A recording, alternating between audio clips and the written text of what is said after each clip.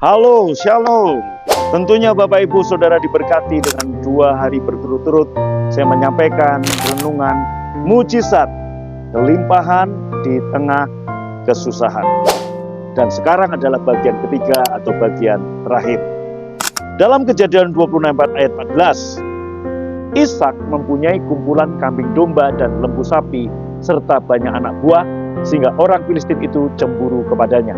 Firman Allah mengajar kita untuk menabur, dan saat kita menabur di masa kelaparan, para Filistin di hidupmu akan melihat engkau diberkati Tuhan, dan mereka menjadi cemburu.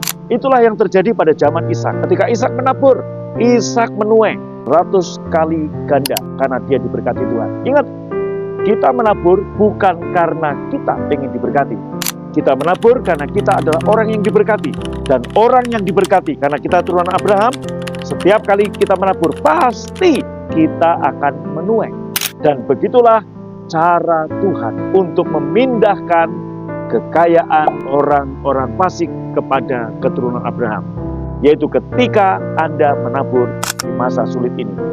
Dalam perjanjian baru, Yesus berkata, jika karena Yesus dan Injilnya kita kehilangan waktu dengan keluarga kita, kehilangan rumah, kehilangan rencana, Yesus akan melipat gandakannya pada masa kini 100 kali ganda, dan pada masa akan datang hidup yang kekal.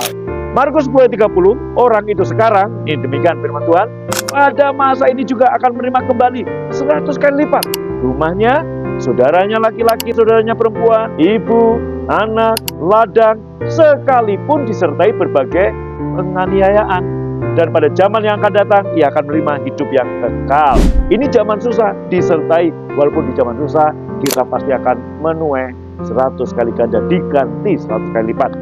Apapun yang saudara tabur demi Yesus dan Injilnya, maka kita akan menerima 100 kali lipat pada masa ini juga, dan menerima hidup yang kekal. Maka jangan dengarkan apa kata orang, tetapi bacalah sendiri Alkitabmu. Biarlah berkat Tuhan ada di hidupmu. Ketika Anda menabur, Anda akan menuai. Di masa kesulitan, di masa kelaparan, Anda akan menuai 100 kali ganda. Jangan dengerin, saudaraku, banyak netizen ngomong begini, ngomong begitu. Jangan, dengarkan saja firman Tuhan. Dengarkan. Saya 3 hari berturut ini bicara tentang bagaimana Ishak di masa sulit mengalami mujizat kelimpahan. Ini juga yang Tuhan janjikan akan terjadi pada seluruh saudara dan saya yang mendengar dan melakukan firman Allah ini. Yaitu apa kuncinya, saudaraku? Pertama, Anda adalah orang yang diberkati Tuhan.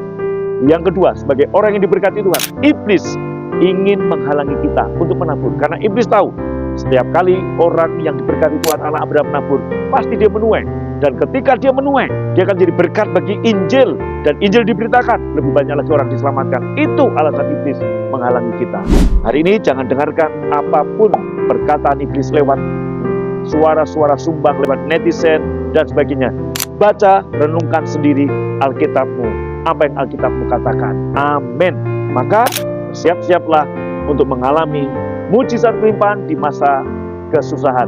Ketika hari ini kita mulai menabur. Apapun yang engkau tabur, baik itu waktu, tenaga, uang, pada masa ini, kamu akan menerima 100 kali ganda. Dan pada masa yang akan datang, menerima hidup yang kekal dari sekarang sampai yang akan datang. Tuhan memberkati dan Shalom.